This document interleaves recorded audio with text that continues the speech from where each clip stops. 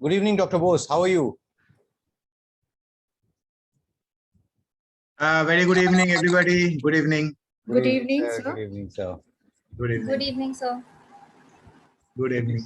Should we start if you all are Yes, ready? sir. Yes, sir. Good evening, Dr. Bose. Good evening, sir. Good evening. Good evening. Good evening, Ms. Bhattacharya.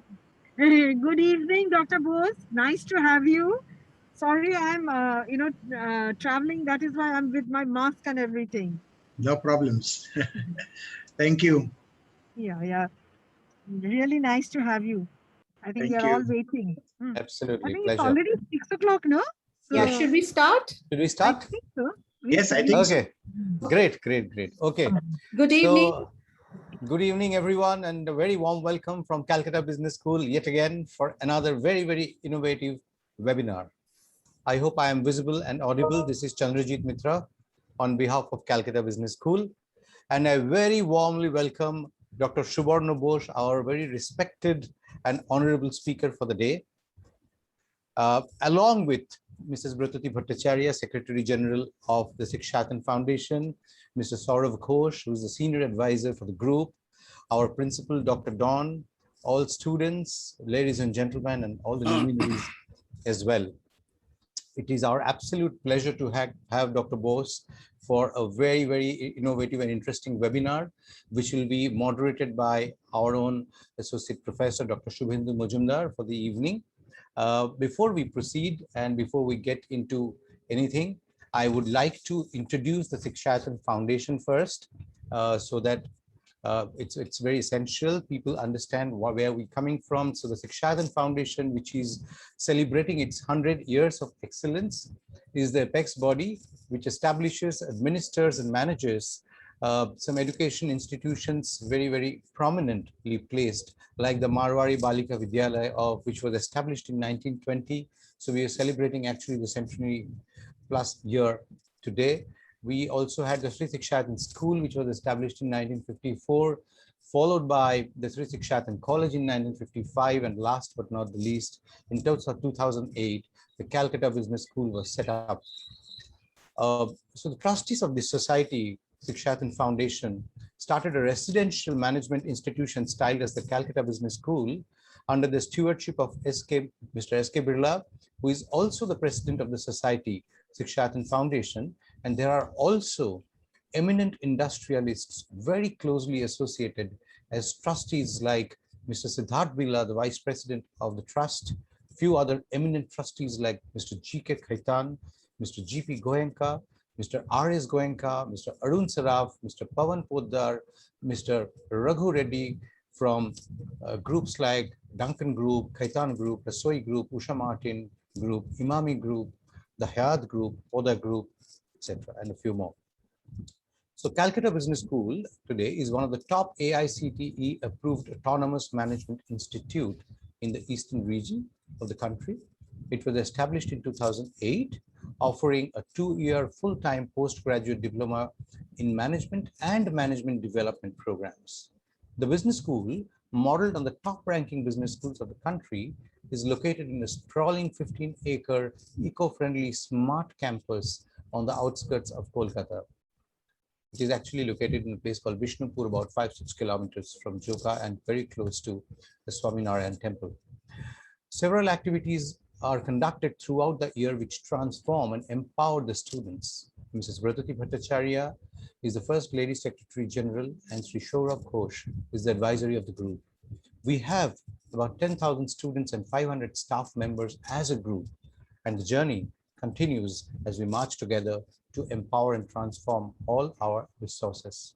Before we proceed, I would like to present to you a small video for about 3 minutes, and then we will get into the exact and actual session.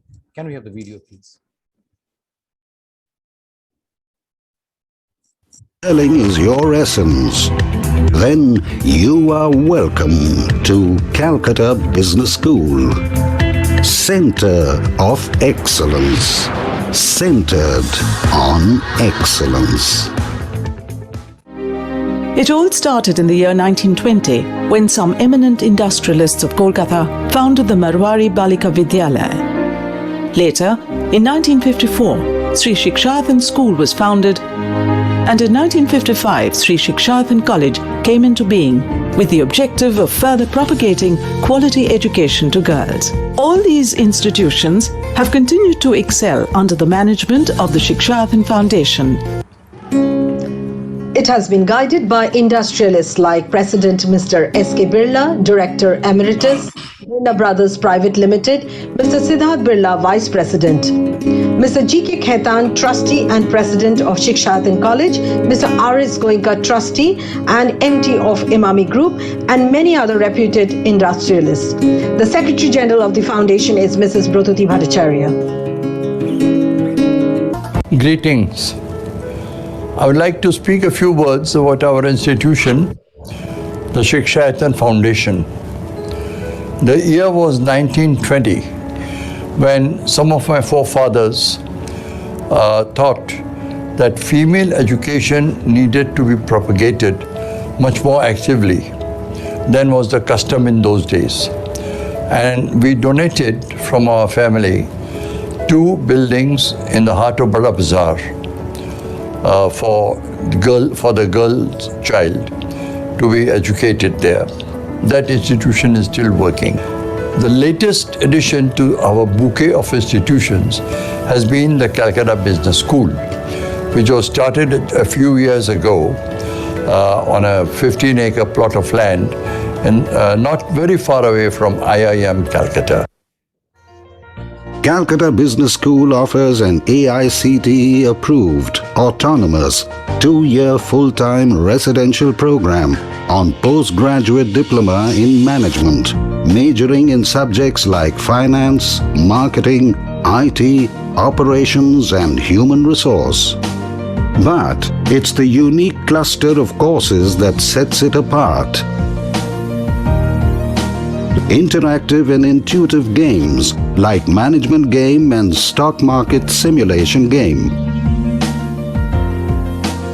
It also puts heavy emphasis on data handling and business analytics and uses databases and software like CMIE Prowess, MetaStock, R, and SAP.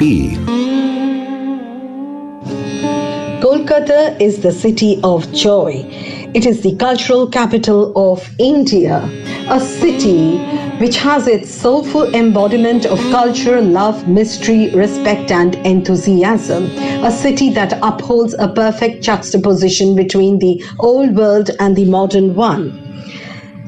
It has given us many Nobel laureates over the years. It has iconic institutes like the Calcutta University, the National Library, Presidency University, Bishwa Bharati, IIM Calcutta, and many such legendary institutes.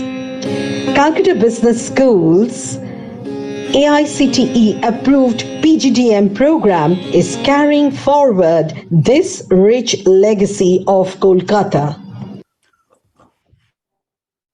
Great, and welcome back. It's time to invite and welcome our very eminent and honorable speaker for the day, Dr. Suborno Bose. A biography about him before we start. A chartered accountant with over 30 years of entrepreneurial experience in India and abroad, and the founder and chief mentor of the IndySmart Group worldwide, which among others consists of iconic International Institute of Hotel Management, which is today regarded as one of the key leaders in the field of international hospitality management education in India. Dr. Suborno Bose is inarguably the country's best known hospitality educator, with the presence of his institute's major brands like IIHM and IIM at Kolkata, Delhi, Goa, Bangkok, Bangalore, Ahmedabad, Jaipur, Hyderabad, Pune, Uzbekistan and London, UK, and IndySmart Group also owns 2 luxury hotels, one in Kolkata's swanky Salt Lake, Sector 5, and the other in South Goa. Dr. Bose has been conferred the Honorary Doctorate of Business Administration, conferred by Edinburgh Napier University, UK, and the Honorary Award of Doctorate of Science by the University of West London, UK. At London, he was conferred the prestigious Doctorate of Education by Queen Margaret University of Scotland. Dr. Bose has pioneered in organizing the Young Chef Olympiad in 2015, and it had a great success over the last 7 years, with over 55 countries participating in what has been billed as the world's biggest young chef competition in the history. Dr. Bose has also pioneered the IIHM Young Chef India Schools and IIHM Young Chef India Junior, a culinary competition organized by the International Institute of Hotel Management every year. It aims at finding budding talent at the high school level. Dr. Bose is the CEO and convener of the prestigious International Hospitality Council, London. Dr. Bose has been instrumental in creating the International Hospitality Day, which is celebrated every year on the 24th of April and is a unique initiative of the IHC with 3 major objectives: to celebrate, to promote, and to educate hospitality. On the glorious occasion of International Hospitality Day, Dr. Bose had conferred the Hall of Fame Award to Mr. Ratan Tata, chairman of the Tata Group, for his immense contribution to the hospitality industry.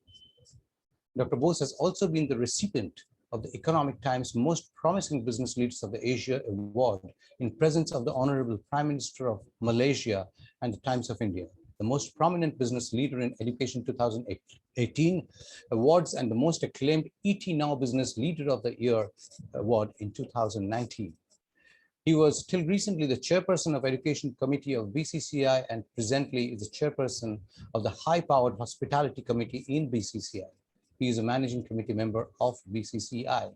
He has launched a highly acclaimed and now famous entrepreneurship initiative in hospitality business for young people called Sahas, and has created a Sahas fund for INR 25 crores to encourage the young entrepreneurs. His book, The Art of Hospitality and A to Z of Hospitality, have earned huge acclaim from all over the world. Dr. Bose is fond of flying his 2-seater microlight plane in Bangalore and also is a passionate home chef. It is our absolute pleasure on behalf of CVS to welcome Dr. Bose in this innovative webinar. And I hand this session over to our own Dr. Shubhendu Majumdar to take this forward as the moderator. Thank you very much, Dr. Bose. Most welcome. Thank you. Thank you. Thank you, Mr. Mitra, for introducing this webinar, as well as Dr. Subharna Bose, and also there are many luminaries joined in this. It is my pleasure to welcome everyone to this beautiful evening, and we are so glad to have you all this evening and appreciate your presence during this difficult time, and it is wonderful to see you all today in this evening. So our today's webinar that we have already discussed, this will be coming into this stage on leadership in the turbulent times like now. So we know that from different conceptual framework, whether leaders are born or made. Where does ambition come from? How does this adversity affect the growth of leadership? I studied a book of the leadership in the turbulent times of Doris Kearns Goodwin. In leadership, he draws upon the different 4 presidents, and she has studied most closely with Abraham Lincoln, Roosevelt, and Johnson, and their characters recognized leadership qualities.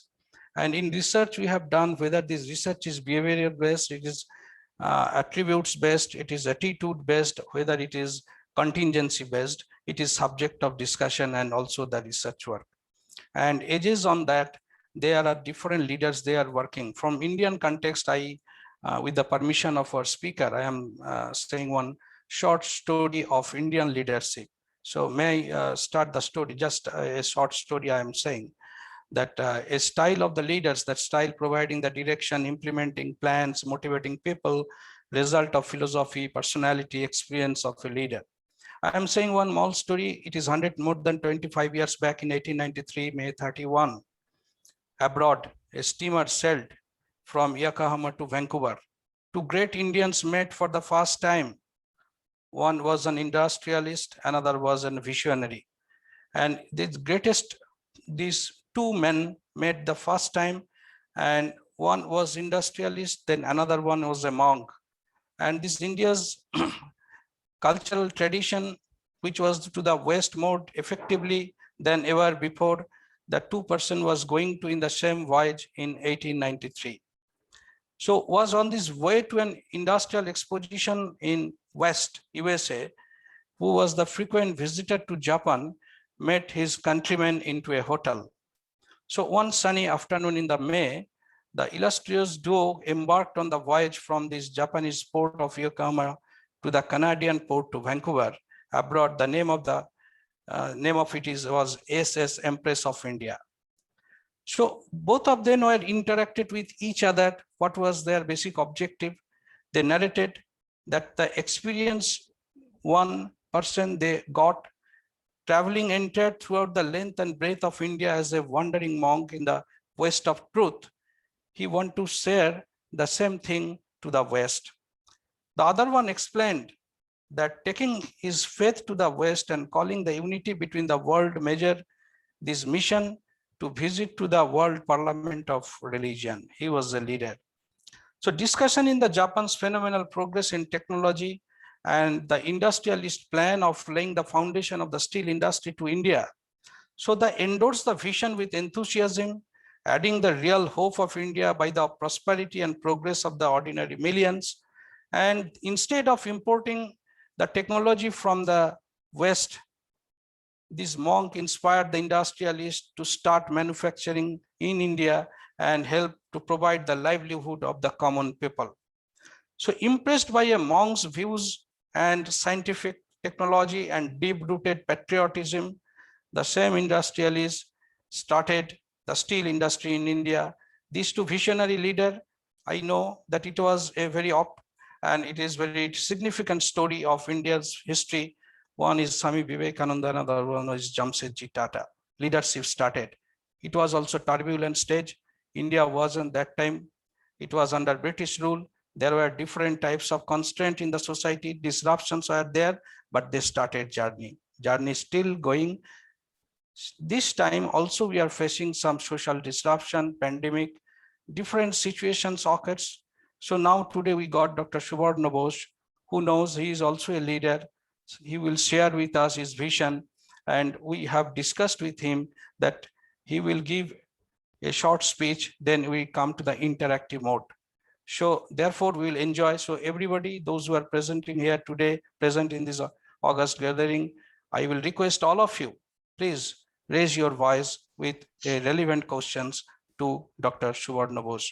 Dr. Bose, please, your time start. Yeah, thanks very much for that lovely story, actually, of the two of the epic leaders that India have ever produced. Good evening, everybody, ladies and gentlemen, and the students, faculty, and the principal, and everyone, the staff members of the Calcutta Business School. It's such a great opportunity for me to come and speak to all of you in this lovely Monday evening on something which is on leadership, but leadership in turbulent times, in times like now. And I think leadership becomes very relevant in these times rather than in the good times.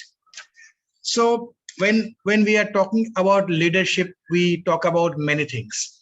Since this is something which is just about an 45 minutes a session, we and Shubhendu, we kind of discussed on phone and decided to make it as interactive as possible so that we can interact more, discuss more, and can take more questions and can learn from each other. To be very honest, I mean, right now we are all going through very turbulent times. These are possibly the most turbulent times that the world have ever seen, more turbulent than the World War II or the Spanish flu or the big financial crash. But then the point is that the world is going through these turbulent times. What does the leaders do? Of course, the important thing for the leaders now, and I've just jotted down a couple of small points which I thought I'll just share with you, is that behind all the business that or the jobs that we lead as leaders, whether we are leading the factories, we are leading the political parties, or we are leading educational institutions, or we are leading the companies, the IT companies, or any other manufacturing companies. We are basically leading people. A leader always leads people. And these are the time that possibly for a leader, it's so essential to step up. As in US, they say, to step up the gas, so that you have to come and deliver at a different level altogether.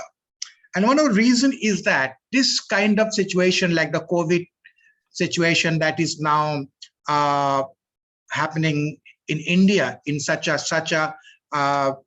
way that we never thought is going to be that, especially the second wave, been a real killer, isn't it? And there is a lot of mental and emotional safety issue. There has been a lot of distraction. A lot of people have become very paranoid. And these are the same people that you lead every day. So it is very important that as a leader, people have to have a very calm heart and have to understand the situation. And what's very important, and I start with that, is the importance of empathy. The importance of empathy is possibly the most important leadership trait in these turbulent times. And in fact, Shubhendu was mentioning about the great publication, Leadership in Turbulent Time, by this great lady who has wrote about the 4 American president. And I really love that book as well. And especially her rendition about Lincoln. Actually, Lincoln is supposed to be one of the greatest leader of all times because of the way he acted during the World War. So this is also like a wartime situation, the situation that we are right now undergoing, either whether it is economically or it is in terms of the total emotional breakdown of so many people. I think this is nothing less than a wartime situation. So it is very important that we do understand a couple of things. So I'll just list a couple of things which I thought is very relevant. Of course, number one, I said it's empathy over and above everything else. I think it's very important for us to remember that we should not panic. I think we should not panic. As a leader, we should be leading a team of people, and we should put on this very clear communication that be prepared for the next stage. And there is no point in becoming very pressing the panic button, because pressing the panic button will only destroy one person. And we have seen in so many cases in COVID, where a lot of people actually suffered a lot, because more than the physical inconvenience, it is really the mental, it's the emotional. And I think there where the role of a leader is very important. I know there are a lot of leaders sitting here in this webinar, and of course, one of them is Ms. Bratati Bhattacharya, and I've got huge respect for her. And we all understand that we lead people, we lead human beings, and we need to respect the kind of emotion, the kind of turmoil that they're going through. And when we lead them, we really need to put that empathy into action. It's very important. So no panic button, prepare for the worst. Even now, as we are almost coming out of the second wave and people are talking very positive thing today, since we are all in Calcutta, mostly in Calcutta, we have got some very positive news from the Chief Minister. From tomorrow, a lot of offices are going to open, the restaurants are going to open from 12 to 8. These are good news, these are positive news, which are really good for the economy, good for the society, good for the business, and good for all of us. It gives us that feel-good factor that things are coming to normal. well, as I said, a new normal. I call it a new abnormal. I'll come to that later on. The secondly, what I feel as leader, the communication. The communication should be very, very clear. I mean, short, crisp, and very clear communication, because bigger communication leads to confusion, more interpretation than required. So it is like again comparing with possibly Lincoln, since Shubhendu mentioned about that book. But the communication is a key. I think communication is very important. When I talk about communication, I must also mention that when you are handling the people, when you are handling human being, it's very important that we actually talk with them during this very, very difficult times, during these turbulent times, during this COVID time. I mean, we should not send them impersonal emails or messages. I mean, you should pick up the telephone. You should ask them, what's wrong? How are you? What's going in the family? If everything's all right, if everything is not all right, what can we do for you? From the organization point of view, the value of looking after your people possibly is the most important value that an organization can imbibe, because everything else can follow. Business, revenue, profits are all secondary if the human empathy is not there. So it's very important. I've seen a lot of leaders actually does some absolutely fantastic work by communicating. And when I say by communicating, I repeat, it's like talking. It's like making sure that, hey, things okay? Okay, no problems. And not just sending an impersonal communication on a message or on an email. I think it's very important, the communication stage. The next thing is that when we lead a company, when you lead a business, when you lead an organization in these turbulent times, from the business point of view, it's very important that we look at the data. It is very important, because I've seen that especially in India, and especially for a SME sector, a lot of decisions are taken by a lot of entrepreneurs based on intuitions. And I think this intuition kind of strategy can be quite dangerous, because you are actually listening to yourself. I am a big advocate of data, and there are a lot of data available today. Even 10 years back, why 10 years, 5 years back, we were struggling for data. We don't know what's happening. Even now in COVID time, we don't know what's happening, but what we know is that we have got some reliable data in front of us, whether it's through internet or through the companies who can analyze some data for us. So a decision in turbulent times like this must be taken based on the market realities, business realities. And this is only possible when you actually rely your strategy, your business decision, and what you are going to do next on data.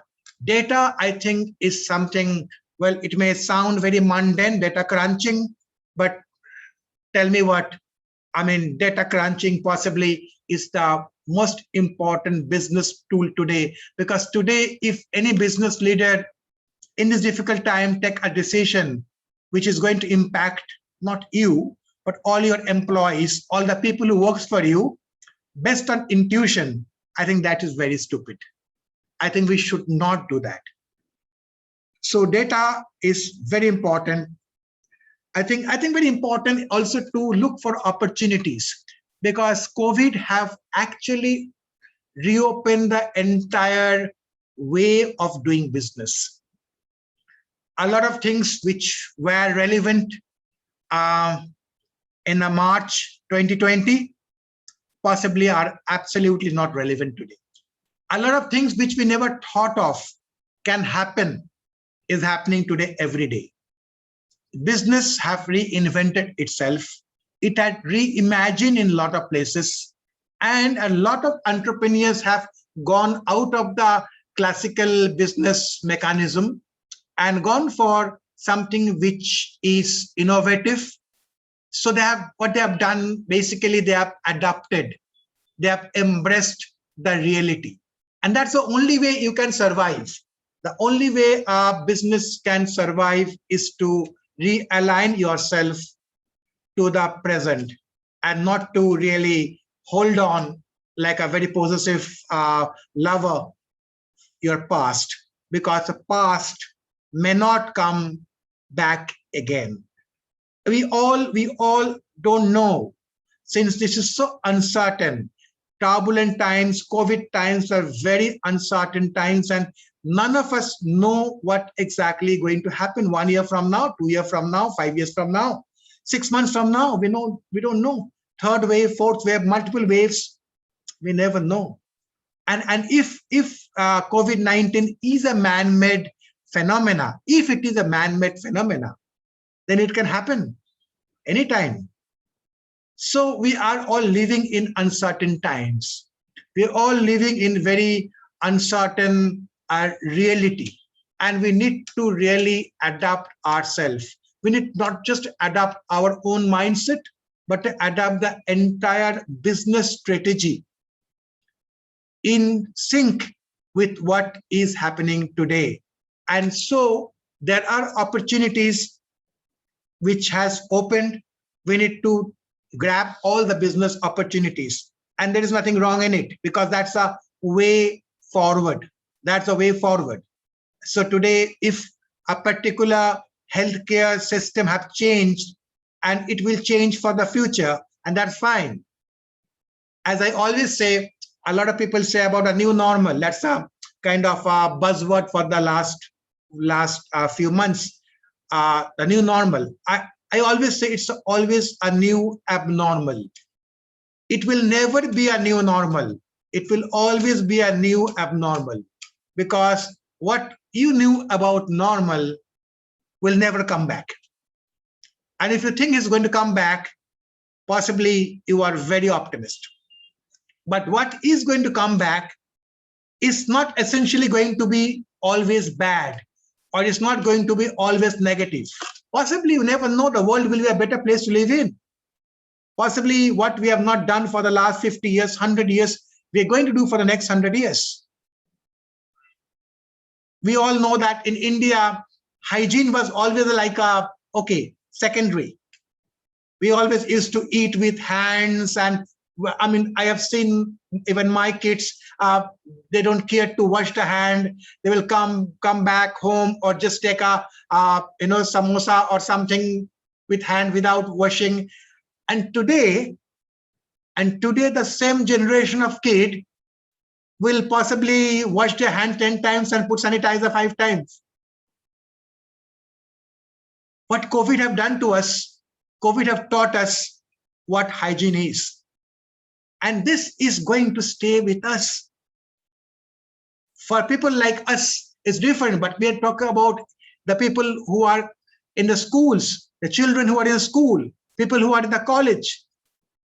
They are extremely paranoid about what's going to happen. So as a leader, it's very important that we lead with the realities in mind.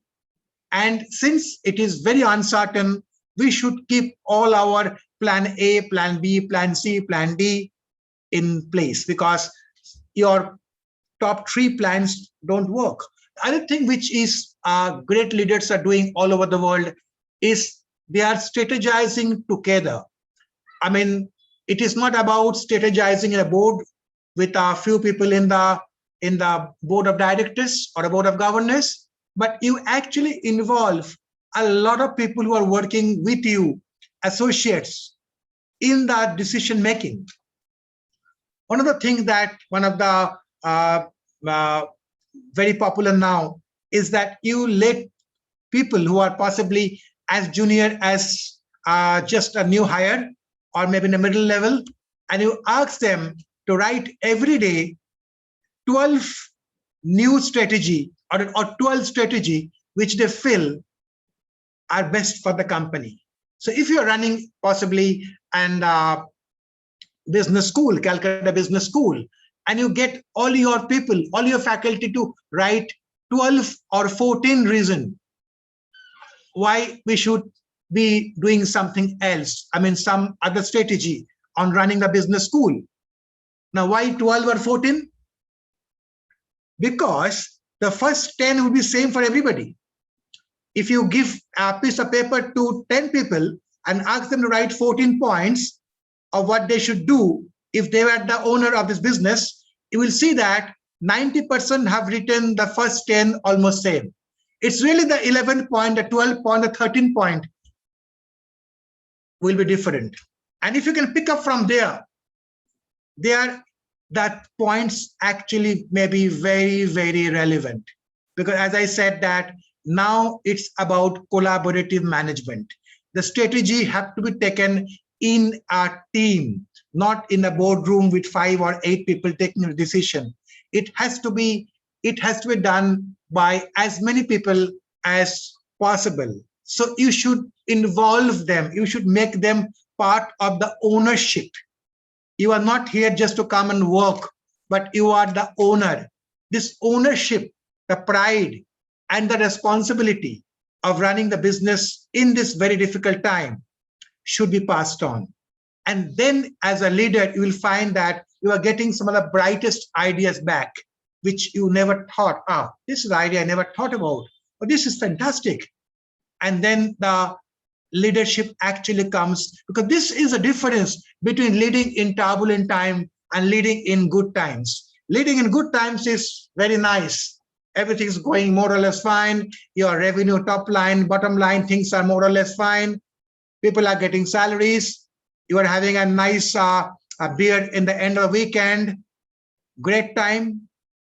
But this is the turbulent time when you need to really re-strategize and reimagine the entire way you run the business. The business have to be run in a collaborative way, and business have to be run in a way that everybody is involved. The last thing which I want to stretch on here is the most important word on which basically we all are extremely dependent. Yeah, a 4-letter word called hope. And I think hope is the biggest energy, oxygen today. I think if you tell about oxygen, I think that's the word hope, because we have to hope that things will turn better. We need to be extremely positive about what is going to happen. We need to be extremely positive about the world coming back, a better world, as we say, build back better. We have to be extremely positive in encouraging our children, in encouraging our students that things are not going to be like this. Things are going to be not just what it was, but it's going to be better than what it was. So I think hope is one word which is the mantra for any leadership strategy in this turbulent time, because unless you have hope, you have nothing. I mean, if you lose hope, you lost everything. You lost the plot, you lost the game before you started playing the game. You lost the game before the toss is made, because hope is one oxygen today that will keep the entire business community, entire society, all the people that we look for alive and looking for something positive, something great to happen tomorrow and in the days to come. So I think it's very important that we live on hope and we pin our hopes on that this world will be a better world. As we have seen in turbulent times, it's never been permanent.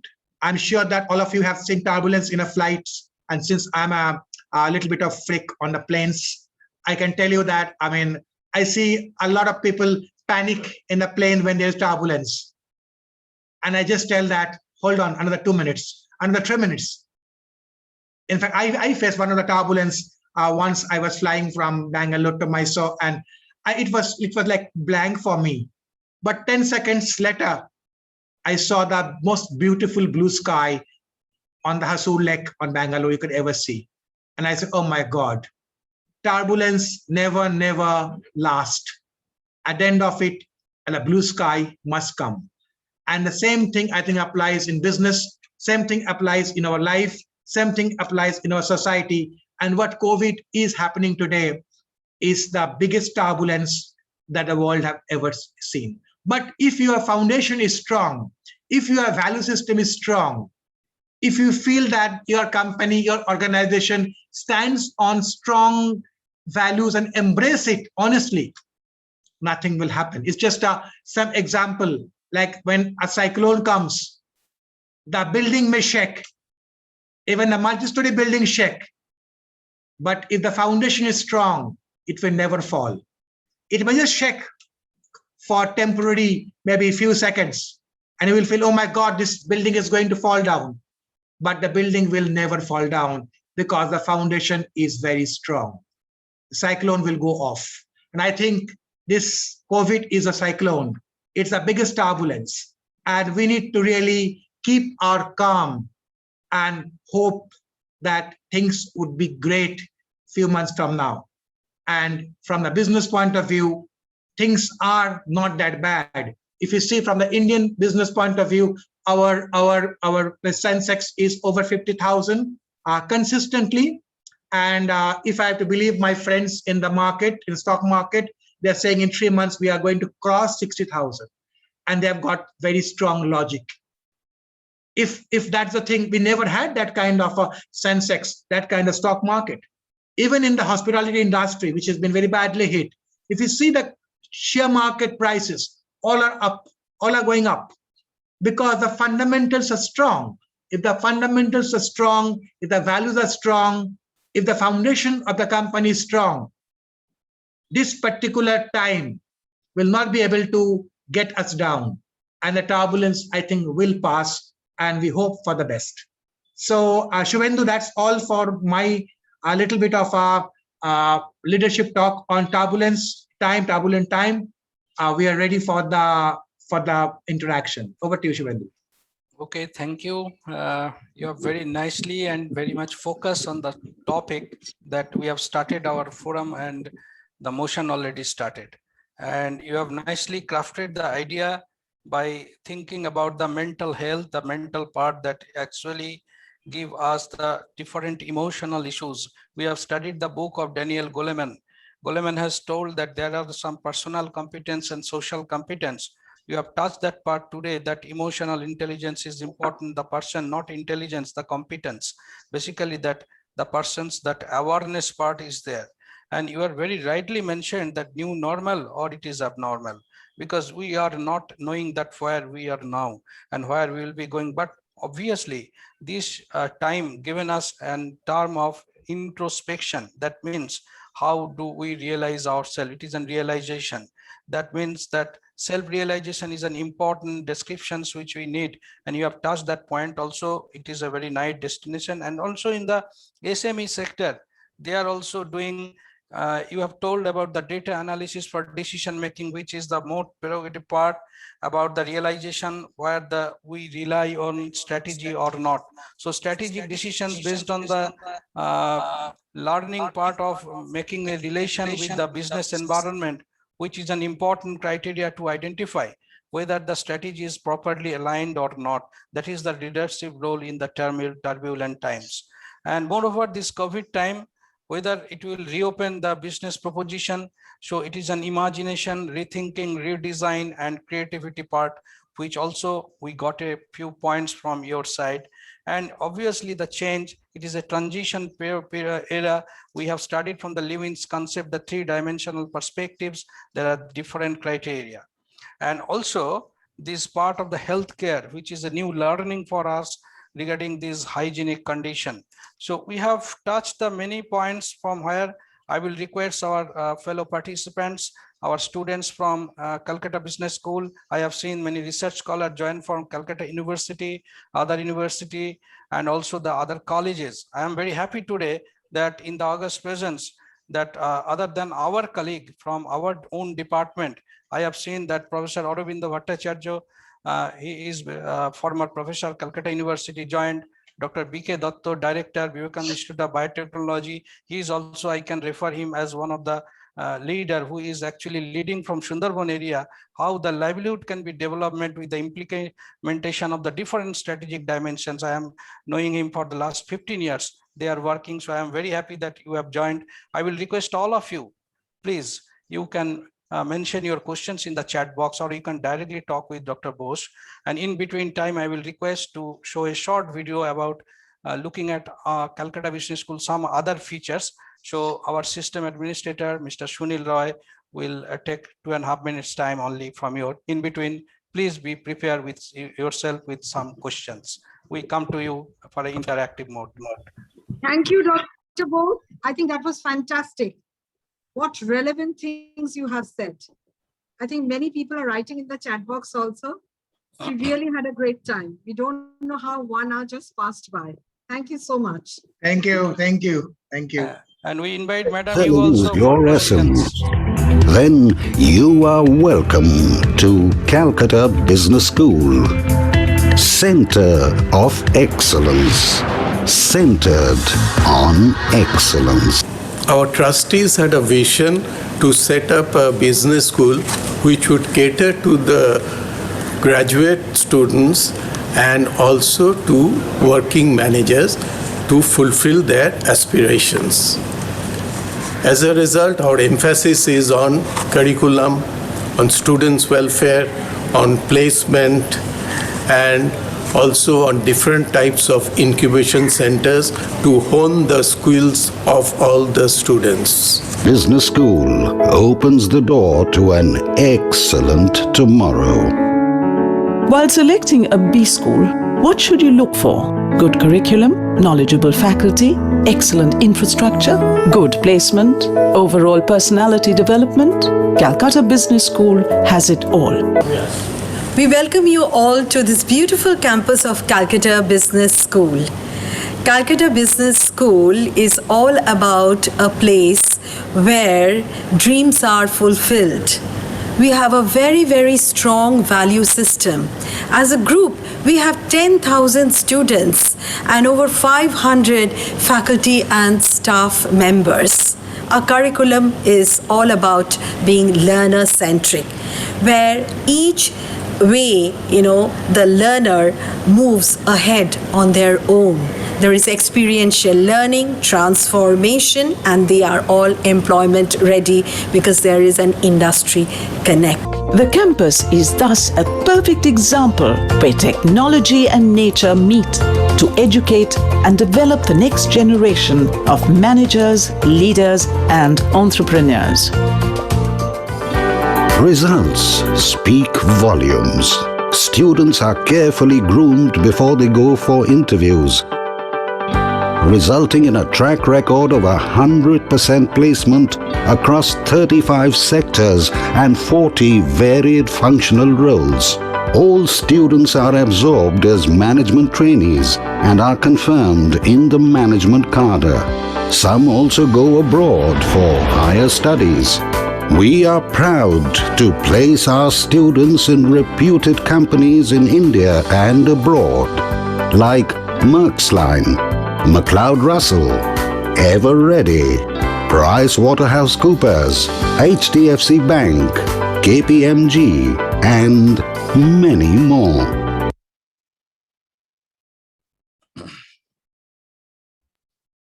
Thank you, Mr. Sunil Roy, for your wonderful presentation here. So now we are coming to this interactive session. It is an excellent evening, and Dr. Bose already introduced this through his speech about the concept of turbulent time, the leadership. And leadership is an issue that is not today, because I have heard in 20 years back during my student life, I attended one conference. One general manager came from Reserve Bank of India. He, during the session, asked everybody the simple question, who is leader? So everybody is given answer that no, I am not leader, because to us, the leader term came into the background that leader means political leader. But he started with his answer that yes, the answer is the leader means who is not the leader. That means the quality, ability of leadership it is in depth in everybody's characteristics. It is the personality dimension. So there are many questions came. I don't know how many questions we can take, and other questions we will refer to you also later on so that you can give answer. So one question came from Shivam Jaishwal. So Shivam Kumar asking, good evening, sir. What measures can be taken by a leader to motivate himself and in the turbulent situation, and his subordinate also, how you motivate, so that we can say how a leader, that how they do engage with your employees and associates, that can also be addressed simultaneously. Over to you. So good question, and I think I covered a little bit there in the talk. So in turbulence time, it is very important to show that empathy, to show that we are together. And the way to motivate your associate, I hate the word subordinate, because I think it's a very Indian term, that the subordinate. I think we are all associate, we all work for the same team and the team members. So I think the best way to motivate the associate and a team member is to make sure they are a part of the situation that we are in. Like there is a tendency sometimes to delineate them and take a decision. But if we can involve the entire team, or as much of the entire team as feasible and possible, I think that's the biggest motivation, because what you are doing is that you are passing on the ownership of the business, ownership of the organization's success or failure, and the ownership of the strategy of the organization onto everyone. So I think that is a huge motivating factor. I think your first question was how a leader motivates themselves. I think leaders generally are quite cool guys, actually. I mean, I think they kind of take things into their stride and make sure that they are the people who can actually keep a calm head and lead the other people. And to motivate them, I think they have to be very positive. They need to be pinning, again, I'm using the word hope. And I think they need to see the vision, not just of today and tomorrow, but possibly 10 years, 20 years, 30 years.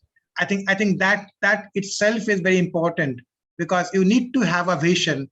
You just can't work like a robot or just put your feet on the mud. It will get stuck forever. So you need to move on. And as I say that the best thing about success is to get started. And I think the leaders motivate themselves in their own ways, but the important thing is that how they motivate the associates and the team members. I think that's the biggest quality of a great leader, whether it's a organization leader or even for a political leader. Thank you. Excellent. Before going to next question, actually, we are always talking about disruption, new normal or abnormal. One comment came, appreciation, not as a comment. It came from one of the participants, Ms. Shravani Das. She's writing excellent word. This cyclone will also fall weak, will gradually pass away if we hold hands together and are guided by leaders like you. Highly privileged to be associated with such charismatic like you, sir.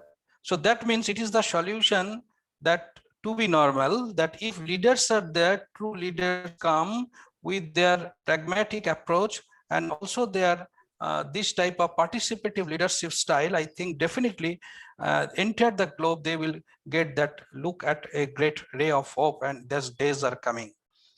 Next question. Thanks for the compliment. Thank you. Yes. Thank you, Ms. Shravani Das, for participation also as well.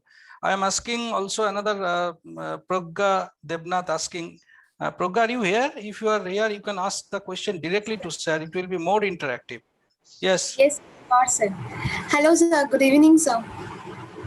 Good evening. Sir, actually, very much thank you for letting us know that we are still depending on hope in this such negative time. You gave us such positivity. So, sir, in this context, I just want to ask you that what can be a game-changing opportunity or a situation for a leader in this hospitality industry, even in the pandemic situation?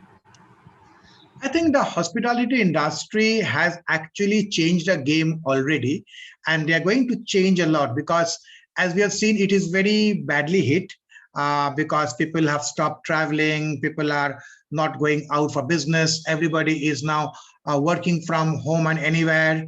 So the industry have to find out new ways. The good news is that people like to go for vacation. People are actually lining up to go to leisure tourism, So if you see during that period between October to January, when there was no lockdown in most of the part of the country, all our resort properties were full.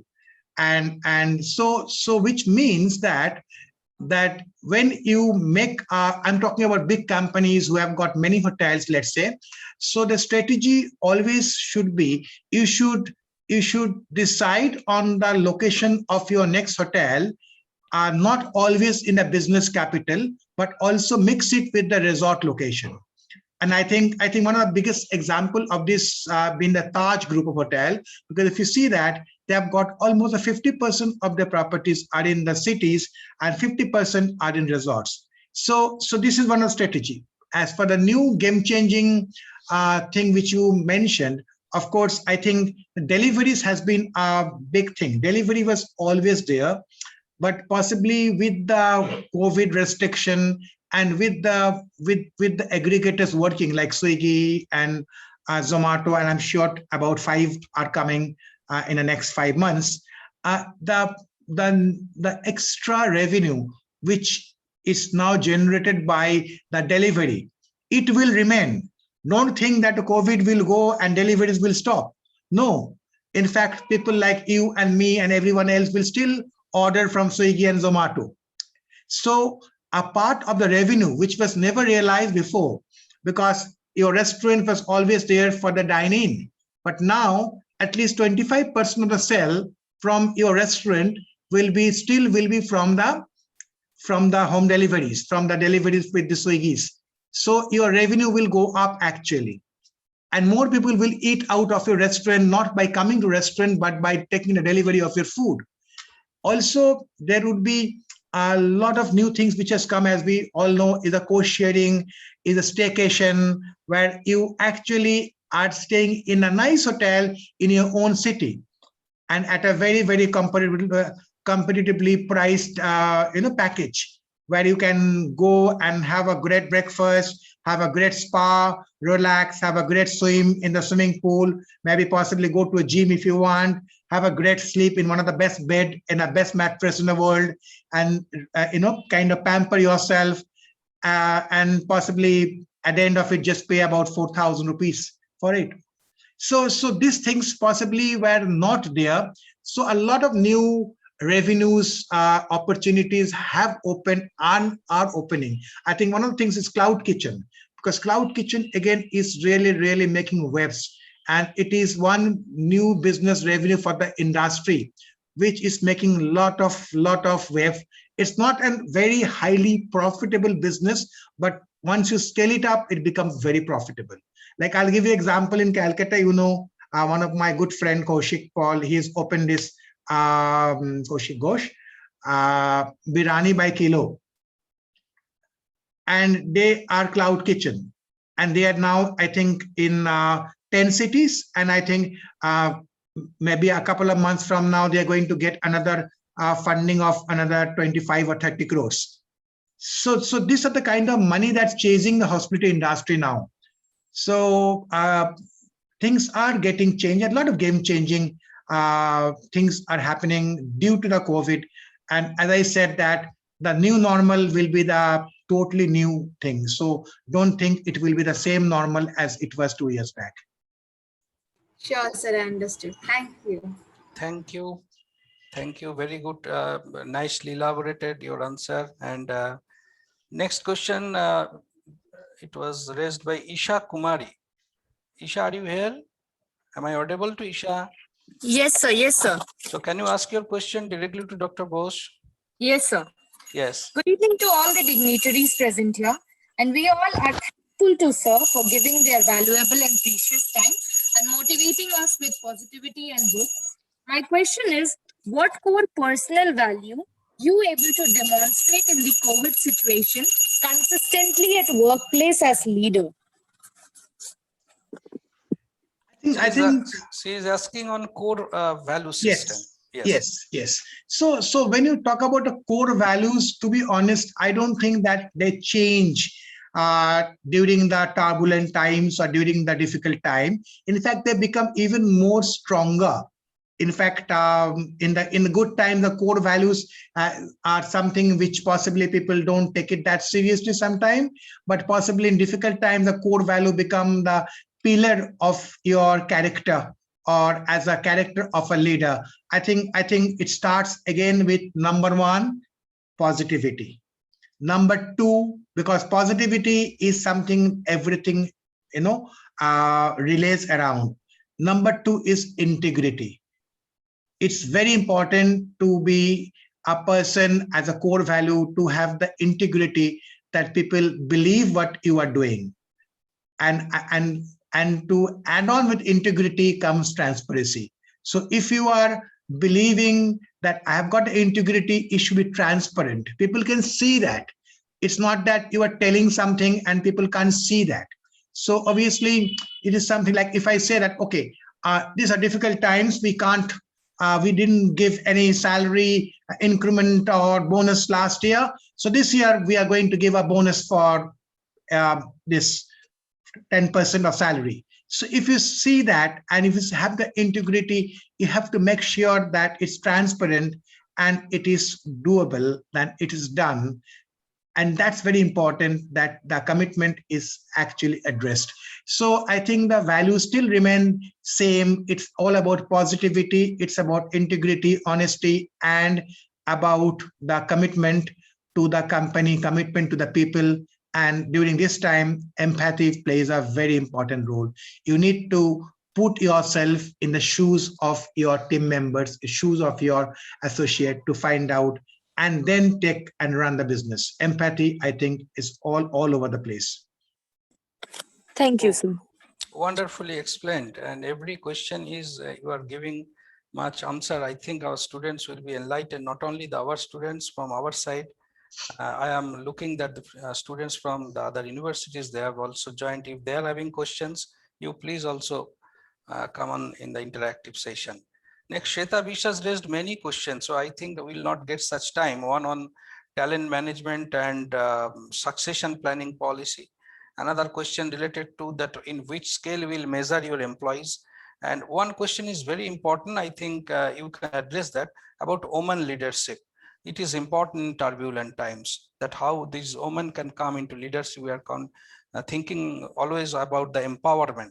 So women leadership, you can address this question, please. Sure. I think in our organization in the Smart Group in IIHM, I think it's all about women actually. I think we have got out of our 9 campuses, there are 5 women directors.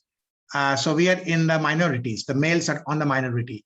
So I believe that in the turbulent times, more especially, the empathy and that warmth that comes more naturally from women than us. And it's about leadership. It's about driving a point that business is about getting certain tangible benefit as well as giving something to the people who works for it. And I think the women empowerment, I think it's 100%, because we have a strong belief that women always make better leaders. I mean, I can speak for 10 hours on that.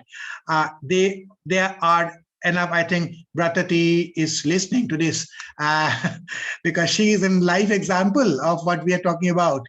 I think they make better leaders, and let's not even have an argument on that.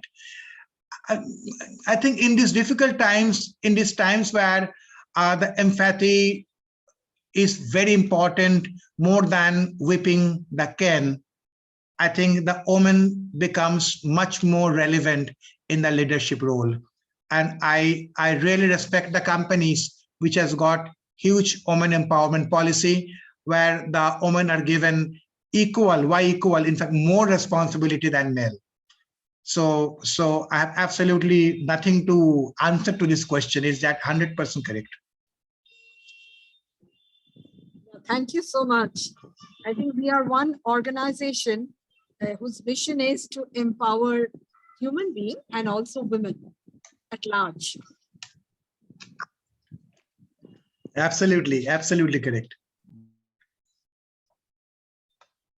You can give my email ID for anyone who wants to send. They will be more than happy if they can email me. I'll be more than happy to answer them whatever they want to hear from me. I mean, you can share the email ID in the chat box possibly.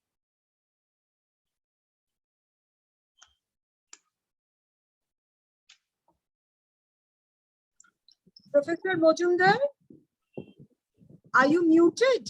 You are muted, Professor Mojumdar. Yes. So we are definitely will share the email with our students so that they can interact it with you properly. And many questions they have to interact, and we will share definitely. I have a personal questions. Actually, Sure. We are teaching in business different models. Also, we are teaching leadership of theories. Starts with threat theories, behavioral components, different situational components, Black and Mountain concept of different dimensions of 9-point scale, etc. But during turbulent time, do you think any model exists or it works? And what is your advice about this business model? Well, I think I just need to say that leaders are basically human being, and that's what Mrs. Bhattacharya right now mentioned also. We are human being leading a human being. Let's not make a mistake there. So it's not our machine leading human being. It's not a Superman leading inferior people.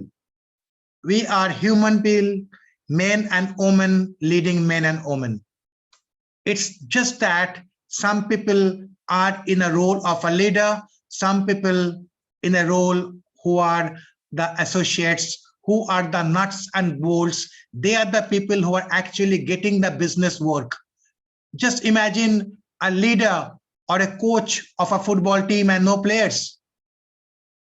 Ultimately, in a football or any game, who plays the game? Not the leader, but the players.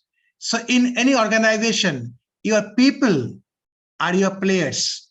So a leader may be defined by 100 ways by business model, but I think at the end of it, they are human being with similar kind of empathy, similar kind of positivity. Only thing, they're the people who can possibly influence the other people more than the others and can motivate them and can make them work better towards the business realities and the organization success. So I think the turbulent time brings the best of a leader who can lead with that positiveness, with that hope, and with that empathy. I don't think any business models really fits in. Okay, thank you. I'm seeing the chat box, Dr. B.K. Datto, the senior scientist and also director for Vivekananda Institute of Biotechnology, shared few comments. May I ask Dr. Datto, please, if you come on screen and share your views about the session? I will request. It will be our. Thank you. Am I audible? Yes, Dr. Datto. For us, we are working in Sundarban area only. For us, it's a very great opportunity to listen to him. I really thanks to you and the organizer for inviting us and giving this opportunity. Thank you. Thank you, Dr. Datto, for enlightening us and also to join in the session from this remote part and sometime network issue I know from your side. Thank you. So we have another questions from Anamitra Mitra, that her question is, how do you keep your team motivated despite of conflict in this current situation? Very good question. Yes. So I think first of all, you need to, let me start by saying no team in the world is perfect. In fact, the best team in the world that's not perfect. If you have got a perfect team, then there is no need for you. There's no need for leader. Everybody will do their job. So a team is always a collection of people who are very talented in their own ways, and in a lot of ways are imperfect, just like us, just like every leader. No leader in the world is perfect. In fact, they're more imperfect than the followers, if you like me. So to motivate the team, you need to really be very transparent with the vision of the organization that you lead. You have to say, hey, this is the vision. This is what we want to do. This is the turbulent time, COVID time. We can't do this. So we can do this. You need to really be very clear in your communication, very clear in the strategy, very clear in how we can achieve the goal or the reimagined goal under the turbulent situation, and how we can actually do the business still in this situation. It's just like a pilot, if I can just give an example. It's just like a pilot flying, and I can see a big black rain-bearing cloud, and if I have got my parameters correct with my ATC, I can avoid it. It's not that. Generally, my route was that I had to go through that cloud, which suddenly came, but I can go around it. I can still go around it and can still land safely. So but then when I do that, what I need to do is to communicate with my ATC that, well, this is what 500 meters from now, I can see a cloud. I could see the weather report is raining. So I'm going to do that. The moment I tell it to ATC, the ATC knows about it. So similarly, I'm not getting into technical, sorry about it. But the thing is that you need to be very open and transparent with the team. And you will see that the motivation comes from within. It's not about more pay or more salary or more bonus sometime or more commission motivates people. It's the ownership, it's the pride of working for the organization. I think that's even more motivating factor. And especially in difficult times, when you can see that people are losing job, people are getting half the payment, salaries are cut to half and things like that. And you can then feel that I'm working in a great organization where my employment, my contributions are recognized and I'm not been thrown away. So that is the motivation, I believe, more than anything else. That particular pride of working for your own organization.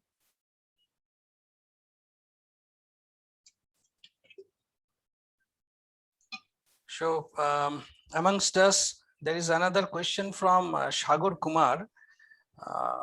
He is asking, Shagor, are you here? Are you listening to us? Because your question is quite related to the book that we have mentioned initially. So can you raise your question from your side? Yes, sir. Yes, Hello, what is your sir. question? Very short. We are running after time, please. Yes, sir. Yes. Sir, good evening, sir. First of all, the takeaways are huge from you, sir. My question is, how does an adversity affect growth of leadership? Do the times make the leader, or does the leader shape the times? Well, I think a leader is a product of adversity. A leader is a product of adversity. If you see everything's fine, economy doing fine, and you are leading a company, profits are soaring, Sensex are going up, your share market going up, your price going up, everybody happy, leaders don't have much to do actually. It is like you have got 10 overs to score maybe 20 runs. You don't need to do anything. You can start opening the champagne bottles. But when you have got last over and you need to get 18 runs to win, and it's a World Cup final, that is where the leader come in. That is where the leadership comes in. That every moment, every ball, every move, every fielder's position is important from the fielding and the batting side.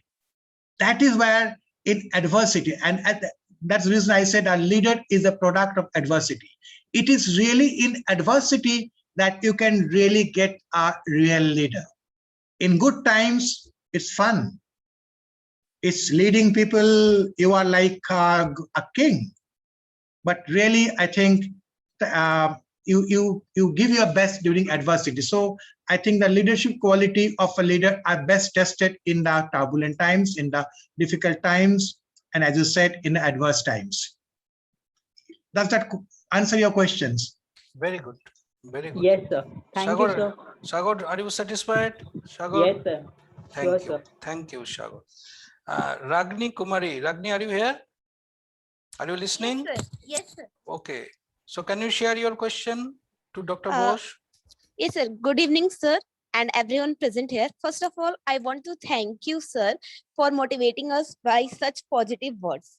My question is, how might a leader reset roles and responsibilities to help people to succeed in this COVID pandemic? Can you just repeat the question, please, and little slowly?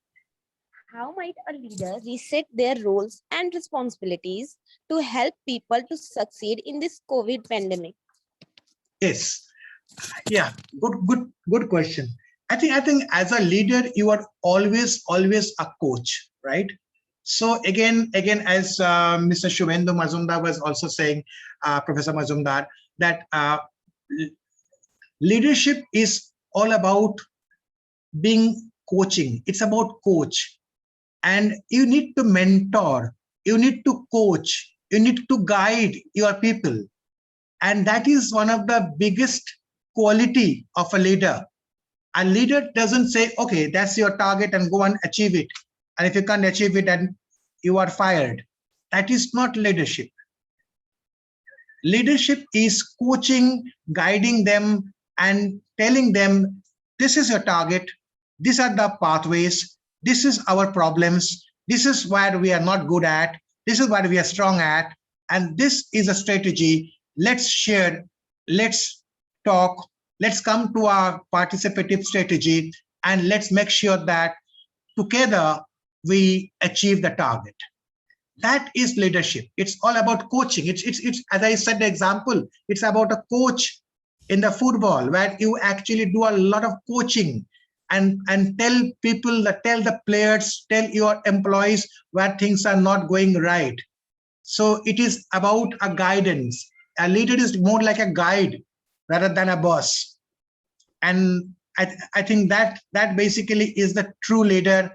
And during these difficult times like COVID, as you said, that should be the role of a leader.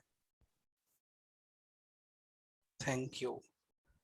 Thank you, sir. Ragni, got your answer? Yes, sir. Okay. In the chat box, we are getting Ms. Sharmila Basu. So, Ms. Basu, we'll be happy if you raise your question. She is writing, good evening, sir, Bhatati madam, and all eminent panelists. But the question I am requesting you to come on screen and then you ask directly to Dr. Bose, please. Okay. Good evening, all the eminent persons here, and to Dr. Bose and SG ma'am. I'm from Sri Shikshatan School, and I would love to ask sir one question that suppose we have some members, they are not so much tech savvy, but we are working in a team, and as a leader, along with empathy, what else we can do to take all the suggestions, all their work, and we become the best, or we give the best teamwork?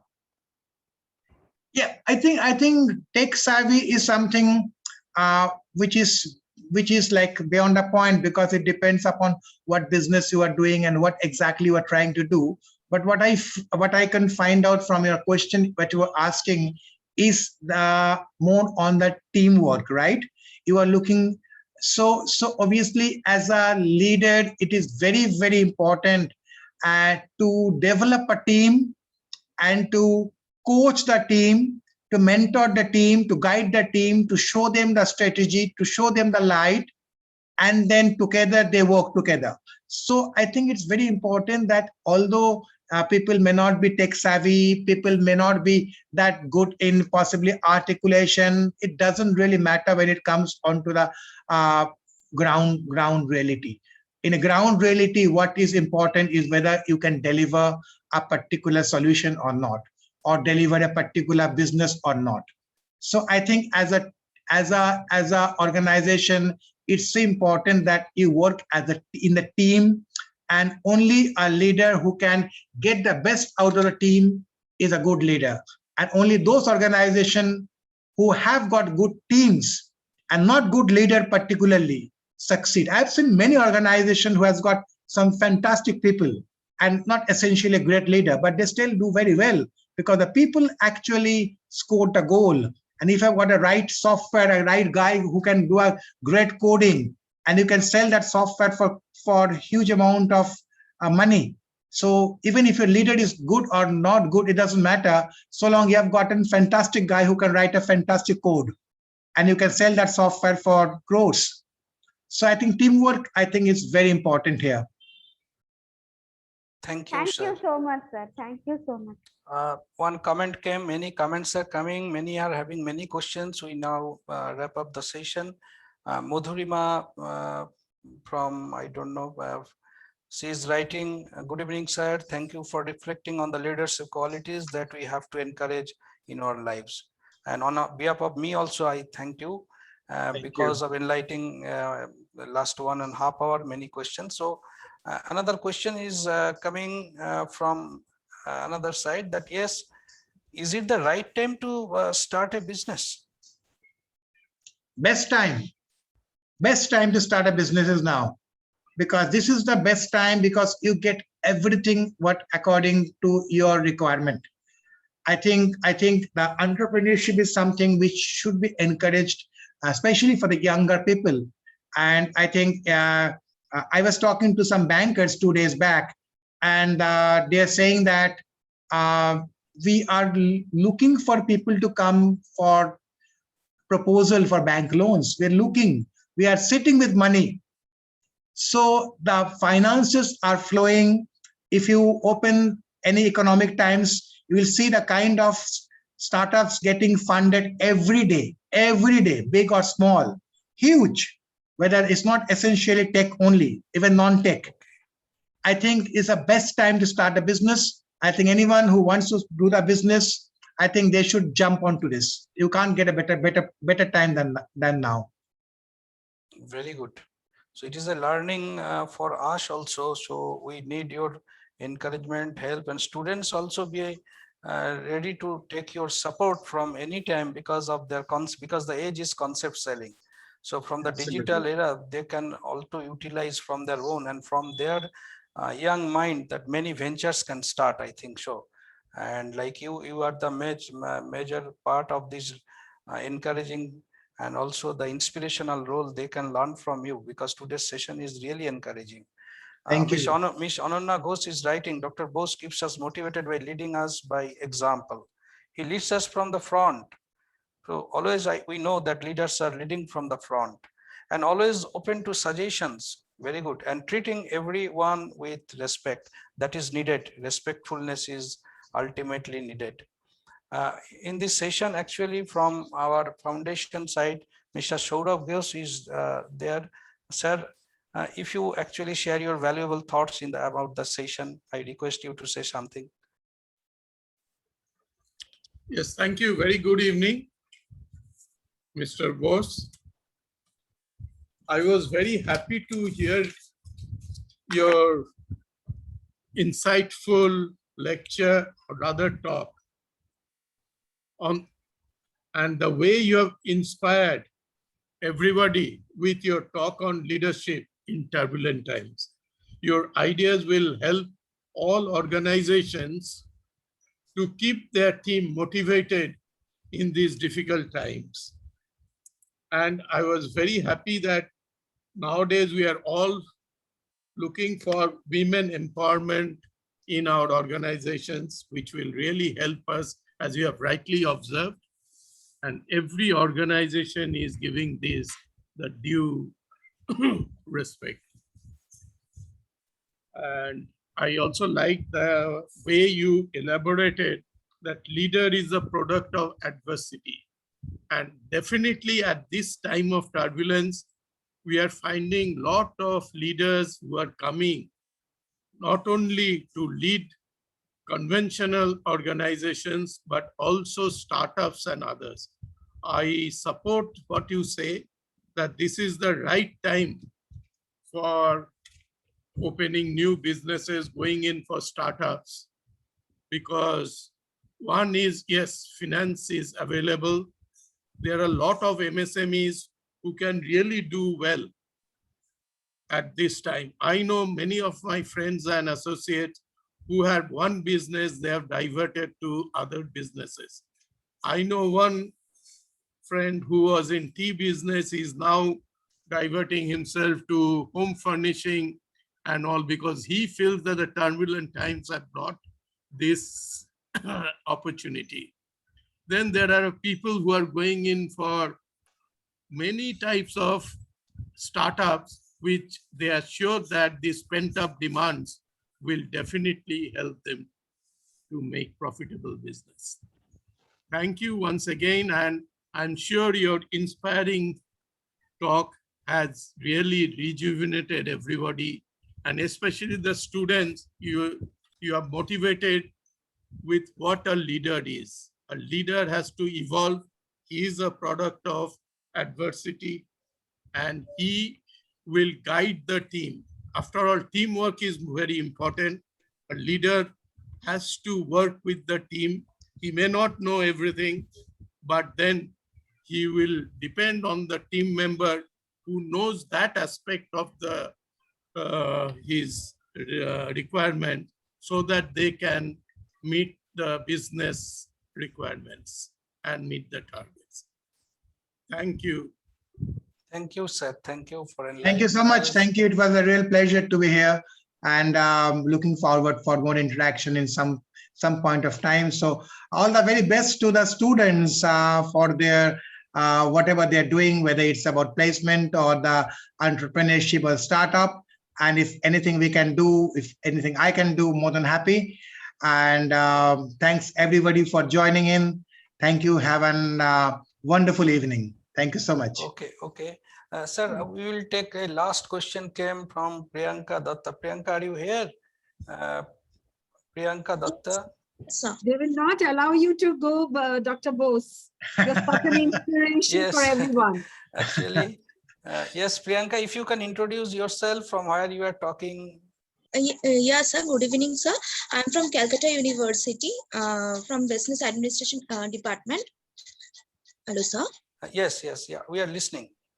Yes, sir. Actually, sir, my question is nowadays students are very confused. Actually, I'm final year student, so we are a little bit confused about this situations and all. Can you give us some advice what to do, or for future or like that?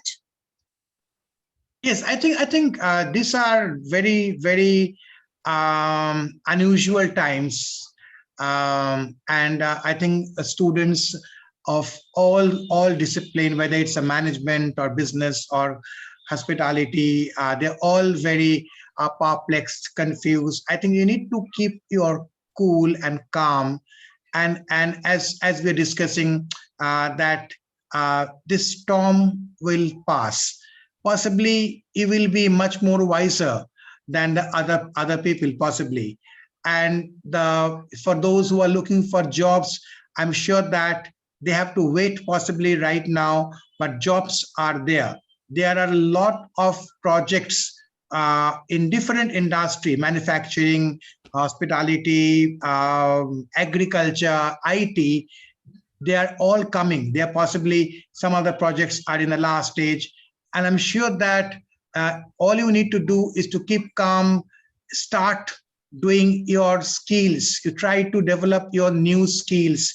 Possibly, if you are in management, do a small course on artificial intelligence or something like cybersecurity, or something maybe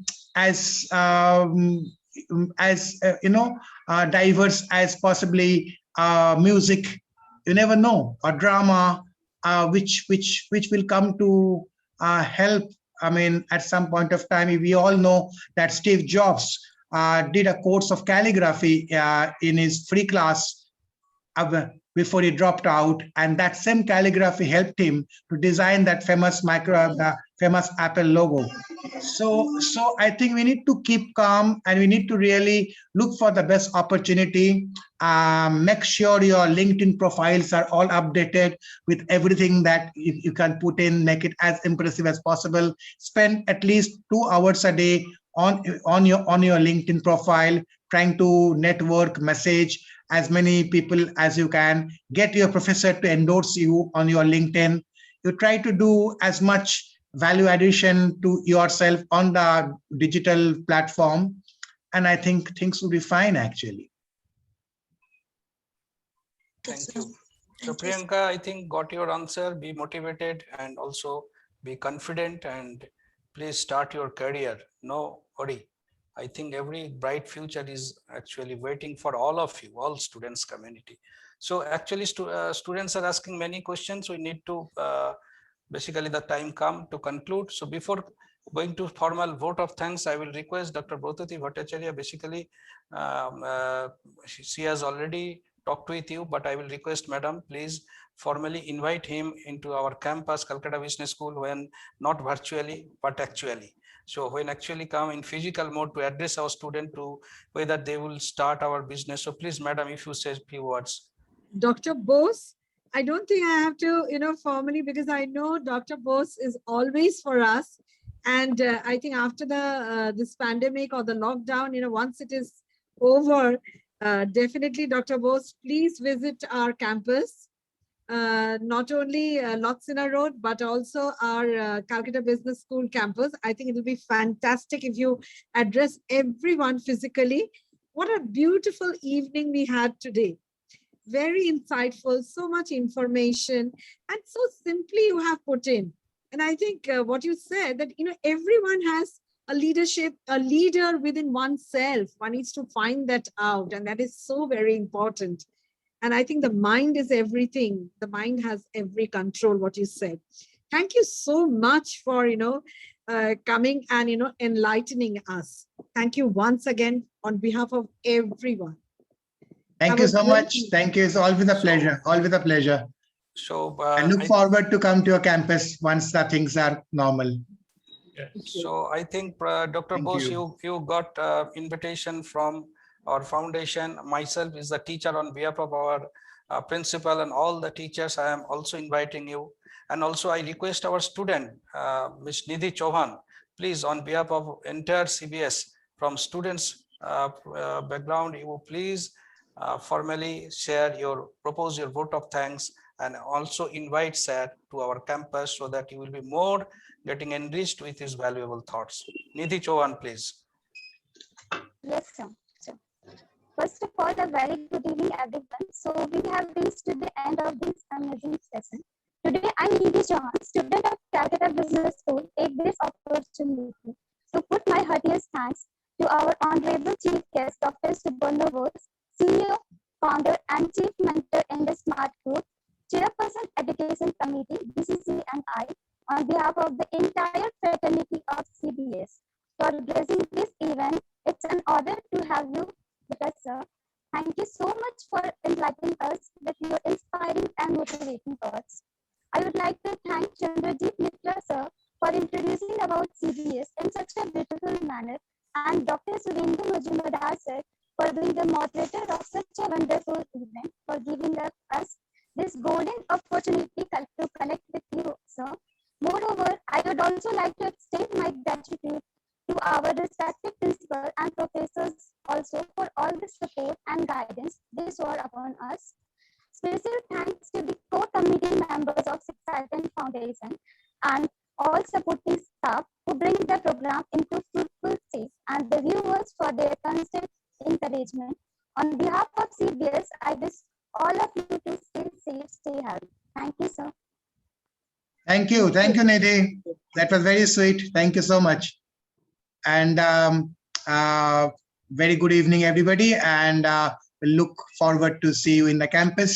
So have a wonderful evening. And namaskar from my side. Thank you. Thank you. Namaskar, Dr. Bose. So we'll meet again in the campus. On behalf of everybody of us, we want your presence in the campus. So please, we will meet again in the campus when everything will be settled, and it should be again normal, not abnormal. So we will be normal. Absolutely, sir. Thank you. Okay, thank you, sir. Absolutely. Thank you. Thank you, Ms. Bhattacharya. Namaskar. Thank you. Shubharatri. Namaskar. Thank you. Great luck for you. Thank you. Thank you. Professor Majumdar. Thank you, Mr. Chandrajit Mitra. Thank you, sir. Thank you, sir. Thank you, everyone.